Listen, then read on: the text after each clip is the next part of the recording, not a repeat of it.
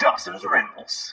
Hey YouTube, Dawson Rider here, and welcome to my Power Rangers Dino Fury speculation video. So this is going to be a video based on what we know from Ryusoulger. So this is your spoiler warning if you do not want to know about the Megazords and gear and stuff from Ryusoulger that we will likely see in the Dino Fury series. You know, leave this video now and maybe watch it later after you've either watched Ryusoulger or in the far future after Dino Fury's aired, because I'm going to be talking about a good amount of the stuff that debuted in the series, some very minor plot spoilers, nothing too huge, like I'm not going to spoil details, just kind of, you know, broad strokes like, oh, this character was a minor character or something like that, you know, nothing too huge. But so if you're not a type of person that likes to know about everything before the PR comes out, this will not be your video. You know, that's kind of always weird to me because even before Sentai came, or before I started watching Sentai, I always knew about everything that came out before, since, you know, Sentai was ahead of us. So I've never really felt there was any spoiler territory. It's always just been known information. Not to mention, you know, the news sites report on the scans as soon as they're out. But so if you don't want spoilers, leave now. Okay, so let's talk about what we know we're getting in the series. For each one I'm talking about, you know, I'll talk about if I have speculation for the show, but if I don't, I'll probably mention something for the toys. So mecha-wise, we have like the core mecha of the series, Kishiryu, is primarily the Tyrannosaurus. Like you could argue whether that or Three Knights is the main mecha, but the Tyrannosaurus one is the like core, like the building block for pretty much everything else in the series.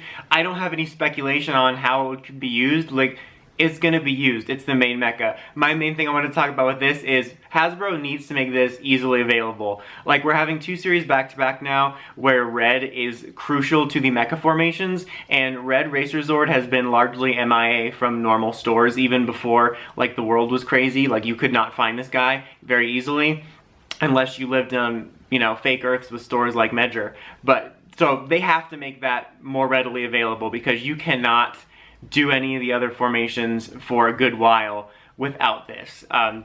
So then you have the Three Knights formation. I'm going to presume that they'll release that one together because blue and pink are so small, it would seem weird to release them by themselves unless they do a 2-pack or something like that.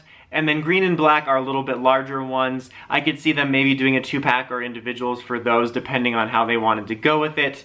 And then each one kind of has their own individual mode. Reds is obviously the default, but they kind of are sort of reminiscent in a way of like the Zeo helmet changes, but also kind of like the auxiliary approach of series like Goseiger or Geki Ranger, where instead of it replacing an arm or something, it creates like a different distinct helmet and mode and stuff.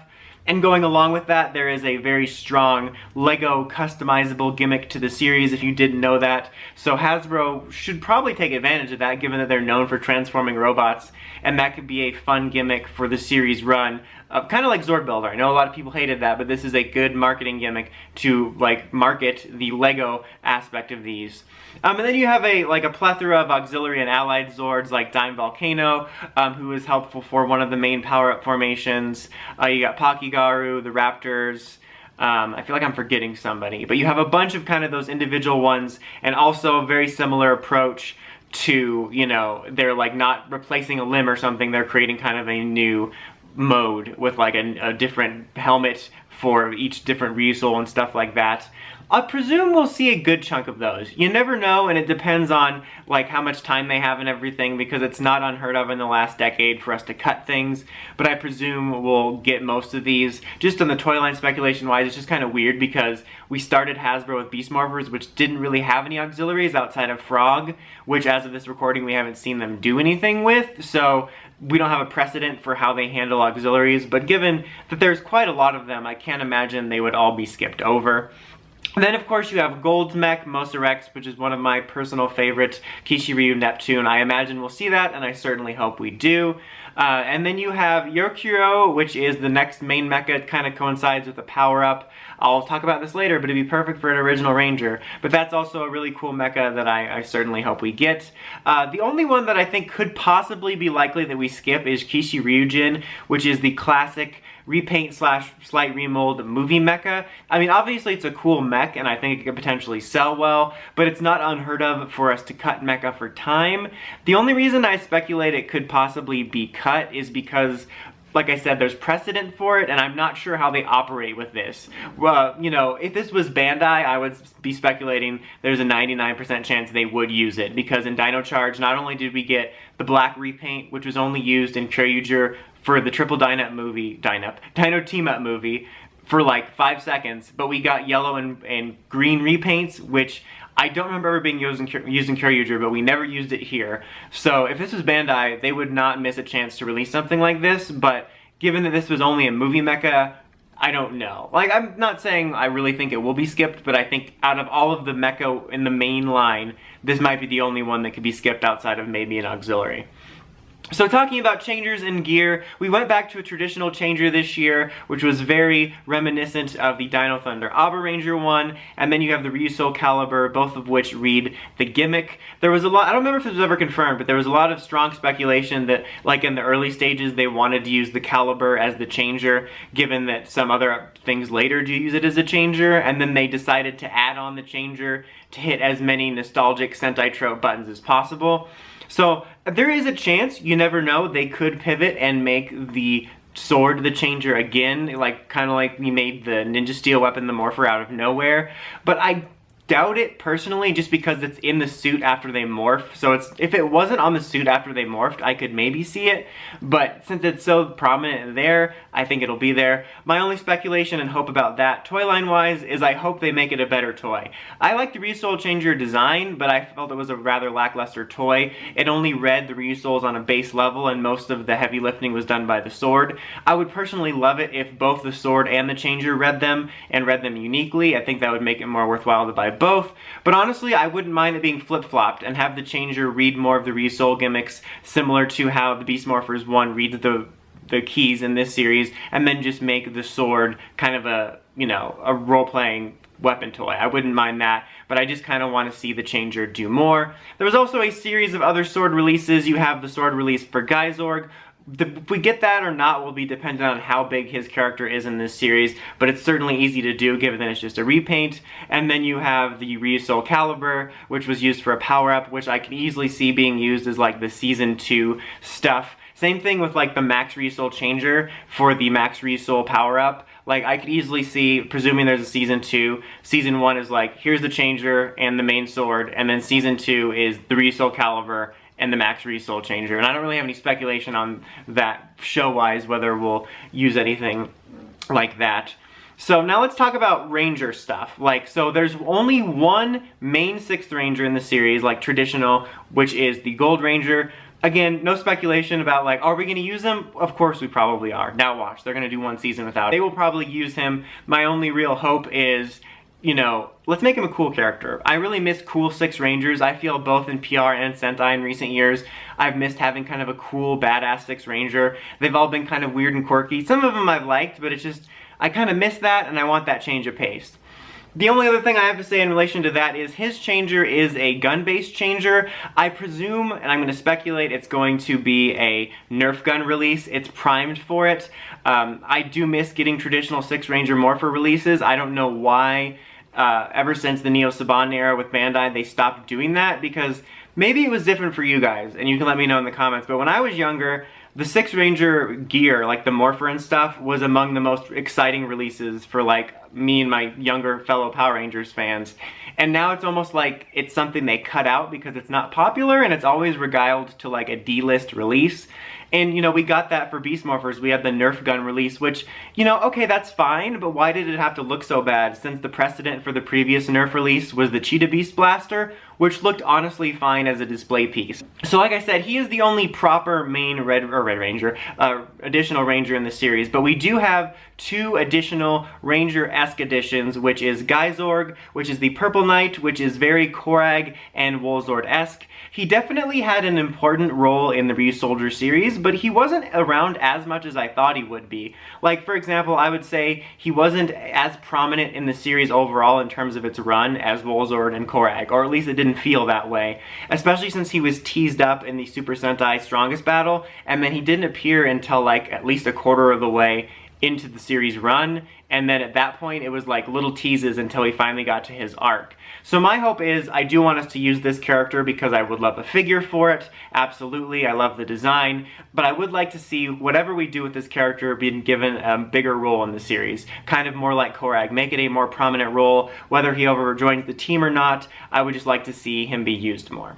Now also, there was, late in the game, you probably saw this even if you wanted to avoid spoilers, but a brown repaint of his character called Ryusoul Brown. This was a one-off, basically. It was used almost as a joke, very disappointing. It was cool to see it, like, in concept, but in the show it wasn't that cool of an execution.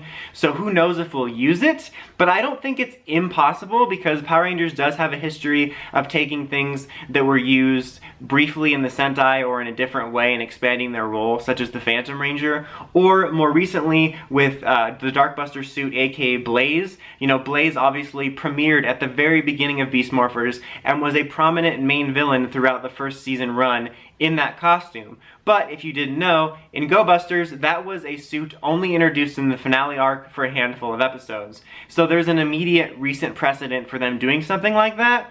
Now, they don't have as much footage to work with, but I think it would be cool if they made Ryusoul Brown have a more prominent role. Maybe not as prominent as Geizorg's main role, given that, again, the limited amount of footage, but they could have like these villainous brothers or something and easily just keep Brown at the base more often, and then he just appears in original footage. Or maybe he's the heroic counterpart, but I would like to see that character not only be used, but be given a bigger role than he got in Ryusoulger, and I don't think it's outside the realm of possibility.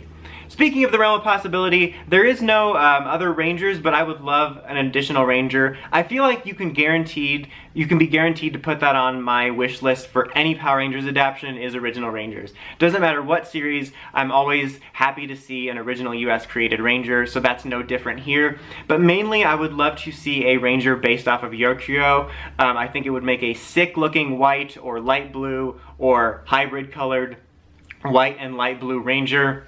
I think it would be a perfect opportunity. Honestly, I think it would be more likely for us to use Brown in some way, given that we already have the suit.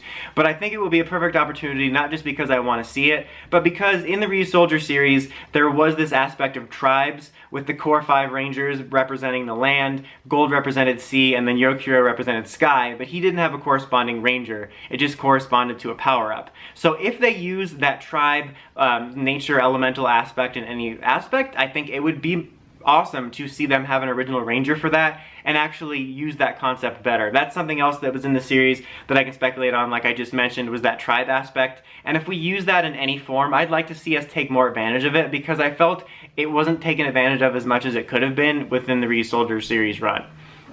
Okay, now for armors. If you don't know, this series has a ton of armors. You start off with these individual little armors, which are just kind of like these one-offs on their arm with a little like individual dinosaur based on an ability form. I'm almost certain we'll see those in the show, given that they're in the series so much. Toy-wise, I think it would be cool to release them with their keys. In fact, that's something I want to see. Is the gimmick too is these Ryusouls, which are kind of like a weird Ranger key hybrid. And as far as how they're released, I think it would be smart to continue what they're doing with Beast Morphers and release them with the figures.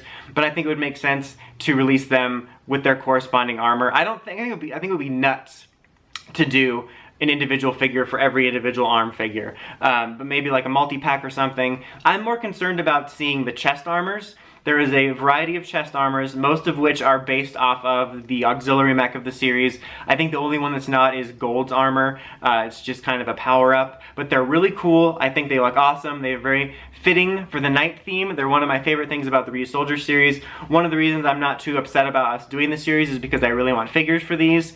I think it would make the most sense to pick a Ranger this would come with, like, you know, give Red the Dime Volcano armor, and then it comes with the Dime Volcano Ryusoul, but make it removable so I can put it on my Blue Ranger figure, my Pink Ranger figure. So I would love to see that. I certainly hope we see all the armors in the series.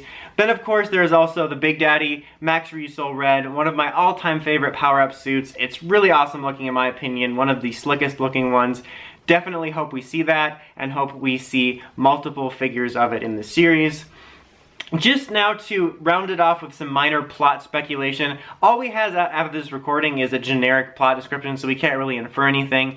But like I said, no major spoilers, but I mentioned that Ryusoul tribe stuff was an aspect I would like to see them take advantage of if they use it, but if they don't want to, don't. I'm always happy to throw whatever Sentai did in the trash, let's do our own thing. But if we use it, that'll be a perfect opportunity to expand on something that they didn't really take advantage of.